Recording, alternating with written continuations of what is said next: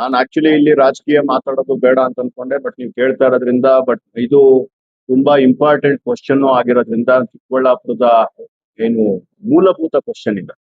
ನಾವು ಇಷ್ಟೆಲ್ಲ ಈ ಆಸೆ ಪಟ್ಟು ಇಡೀ ಚಿಕ್ಕಬಳ್ಳಾಪುರದ ಜನತೆ ಯಾರನ್ನ ಗೆಲ್ಸಿ ಕಳಿಸಿದ್ರು, ಅವ್ರು ಇವತ್ತು ಎರಡೆರಡು ತಿಂಗಳು ಮೂರ್ ತಿಂಗಳಾದ್ರೂ ಬೆಂಗಳೂರಿಗೆ ಕೂಗಳತೆ ದೂರದಲ್ಲಿರುವಂತಹ ಚಿಕ್ಕಬಳ್ಳಾಪುರಕ್ಕೆ ಬರಕ್ಕಾಗಿಲ್ಲ ಅಂತಂದ್ರೆ ನಿಜಕ್ಕೂ ಇದು ಇಡೀ ಚಿಕ್ಕಬಳ್ಳಾಪುರ ಜನತೆಯ ಏನು ಮೊನ್ನೆ ಕೊಟ್ಟು ಮ್ಯಾಂಡೇಟ್ ಅವ್ರಿಗೆಲ್ಲ ಮಾಡ್ತಾ ಇರುವಂತಹ ಅವಮಾನ. ಇದು ಅವಮಾನ ಅನ್ನೋದಕ್ಕಿಂತ ಬೇಜವಾಬ್ದಾರಿ ನಡವಳಿಕೆ.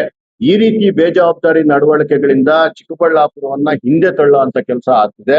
ಈ ರೀತಿಯ ಶಾಸಕರು ನಿಜಕ್ಕೂ ನಮ್ಮ ಚಿಕ್ಕಬಳ್ಳಾಪುರಕ್ಕೆ ಸಿಕ್ಕಿರೋದು ಇಷ್ಟು ದಿವಸ ನಾವ್ ಅನ್ಕೊಂತಾ ಇದ್ವಿ ಯುವಕರು ಏನೋ ಒಂದ್ ಸಾಧನೆ ಮಾಡ್ತಾರೆ, ಮೋಟಿವೇಶನ್ ಮಾಡ್ತಾರೆ, ಎಲ್ಲಾರ್ಗು ಆತ್ಮವಿಶ್ವಾಸ ತುಂಬ್ತಾರೆ ಅಂತ. ಬಟ್ ಅವ್ರು ಯಾಕೆ ಬಂದಿಲ್ಲ, ಏನ್ ಬಂದಿಲ್ಲ, ಕಾರಣ ನನ್ಗೆ ಗೊತ್ತಿಲ್ಲ. 108 ಜನ 108 ಮಾತಾಡೋ ತರ ಆಗಿದೆ. ಚಿಕ್ಕಬಳ್ಳಾಪುರ ಅಂದ್ರೆ ಅಪಹಾಸ್ಯಕ್ಕೀಡಾಗುವಂತಹ ಸನ್ನಿವೇಶಗಳು ಸಹ ಎಷ್ಟೋ ಕಡೆ ಹೊರಗಡೆ ತಾವೆಲ್ಲರೂ ಅದನ್ನ ಅನುಭವಿಸಿರ್ತೀರಾ. ಚಿಕ್ಕಬಳ್ಳಾಪುರ ಅಂದ್ರೆ ಇವ್ರ ಅಂತ ನಗೋ ಅಂತ ಸನ್ನಿವೇಶ ಬಂದಿದೆ.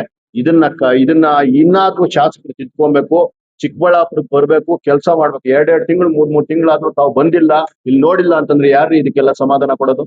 ಯಾರು ಇದಕ್ಕೆ ತಾವು ಇದ್ ಮಾಡಂತವ್ರು ಯಾರು? ಯಾರು ಇದಕ್ಕೆಲ್ಲ ಜವಾಬ್ದಾರಿ ತಗೊಳಂತವ್ರು ಯಾರು?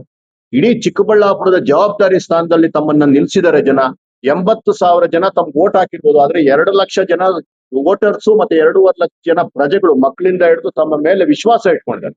ಆವತ್ತು ಮುಗಿದೋಯ್ತು ಎಲೆಕ್ಷನ್.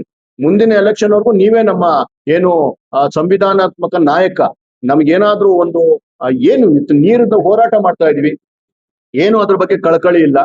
ರೋಡ್ಗಳಂತೂ ಗಬ್ಬೆದ್ದೋಗಿದೆ, ಮತ್ತೆ ಮಳೆಗಾಲ ಸ್ಟಾರ್ಟ್ ಆಗ್ತಿದೆ. ಯಾವ ಹಳ್ಳದಲ್ಲಿ ಬಿದ್ದು ಯಾರು ಏನಾಗ್ತಾರೆ ಅನ್ನೋಂತಹ ಪರಿಜ್ಞಾನ ಇಲ್ಲ. ಆ ಗುಂಡಿಗಳನ್ನ ಮುಚ್ಚುವಂತ ತೇಪೆ ಹಾಕುವಂತ ಕೆಲಸ ಕೂಡ ಮಾಡ್ಬೇಕು ಅನ್ನುವಂತಹ ಒಂದು ಪರಿಜ್ಞಾನ ಇಲ್ದಿರುವಂತಹ ಶಾಸಕರು ನಮ್ಮ ಚಿಕ್ಕಬಳ್ಳಾಪುರ ಸಿಕ್ಕಿರೋದು ನಿಜಕ್ಕೂ ಚಿಕ್ಕಬಳ್ಳಾಪುರ ಜನತೆಯ ದುರ್ದೈವ. ನಿಜಕ್ಕೂ ಇದು ಸರಿ ಹೋಗ್ಬೇಕು.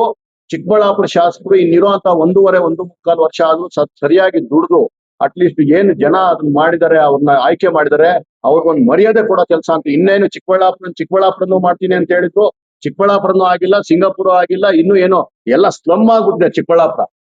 ಇದನ್ನ ಮಾಡುವಂತ ಕೆಲಸ ಇನ್ನಾದ್ರೂ ದಯವಿಟ್ಟು ಬಂದು ಅಲ್ಲಿ ತ್ಯಾಪೆ ಹಾಕುವಂತ ಕೆಲಸ ಆದ್ರೂ ಮಾಡಿ. ಇನ್ನು 1.5 ವರ್ಷ ಇದೆ. ಈಗ ಹೊಸದಾಗಿ ಮುಖ್ಯಮಂತ್ರಿಗಳು ಬಂದಿದ್ದಾರೆ, ಅವ್ರನ್ನ ಇಟ್ಕೊಂಡು ನೀವ್ ಏನ್ ಕೆಲಸ ಮಾಡ್ತಿರೋ ಗೊತ್ತಿಲ್ಲ. ಅಂತಹ ಸಿದ್ದರಾಮಯ್ಯನವರು ಹಿಂದುಳಿದ ಏನು ಜನಗಳಿಗೆ ಇನ್ನೊಬ್ಬರಿಗೆ ಸ್ಪಂದಿಸ್ತಾ ಇದ್ದಂತಹ ಸಿದ್ದರಾಮಯ್ಯನವರು ಇವಾಗ ಇಲ್ಲ. ಇವಾಗ ಒಬ್ಬರು ಹೈಟೆಕ್ ಮುಖ್ಯಮಂತ್ರಿ ಬಂದಿದ್ದಾರೆ. ಬೆಂಗಳೂರಿನ ಮಾತ್ರ ಕಾನ್ಸಂಟ್ರೇಟ್. ನಿನ್ನೆ ಅವ್ರು ಏನೋ ಒಂದ್ 4-5 ಯೋಜನೆಗಳನ್ನ ಮಾಡೋದ್ರಲ್ಲಿ ಹೆಚ್ಚಾಗಿ ಸಿಂಹಪಾಲು ಬೆಂಗಳೂರಿಗಿದೆ ಅದ್ರಲ್ಲಿ. ಆದ್ರೆ ನಾನ್ ಹೇಳ್ತಾ ಇರೋದು, ದಯವಿಟ್ಟು ನೀವ್ ಹೋಗಿ ಮುಖ್ಯಮಂತ್ರಿಗಳ ಹತ್ರ ಕೂತ್ಕೊಂಡು ನೀವು ವಿಧಾನಸೌಧದಲ್ಲಿ ಇರ್ಬೇಕು, ಇಲ್ಲ ಮುಖ್ಯಮಂತ್ರಿಗಳ ಮನೆ ಹತ್ರ ಇರ್ಬೇಕು, ಯಾವ್ದಾದ್ರು ಸಚಿವರ ಮನೆಗಳ ಹತ್ರ ಇರ್ಬೇಕು, ಅನುದಾನ ತರಕ್ಕೆ ಪ್ರಯತ್ನ ಪಡ್ಬೇಕು, ಇಲ್ಲ ಚಿಕ್ಕಬಳ್ಳಾಪುರದಲ್ಲಿ ಇರ್ಬೇಕು. ಚಿಕ್ಕಬಳ್ಳಾಪುರ ಜನತೆಯ ಧ್ವನಿ ಆಗ್ಬೇಕು. ನೀವು ಯಾವತ್ತ ಆಗ್ತೀರಾ? ನಿಮ್ಗೆ ಏನಾದ್ರು ಪರಿಜ್ಞಾನನೇ ಇಲ್ದಿರಾ, ಇದನ್ನ ತುಂಬಾ ನೀವು ಲೈಟ್ ಆಗಿ ತಗೊಂಡ್ಬಿಟ್ಟಿದ್ದೀರಾ.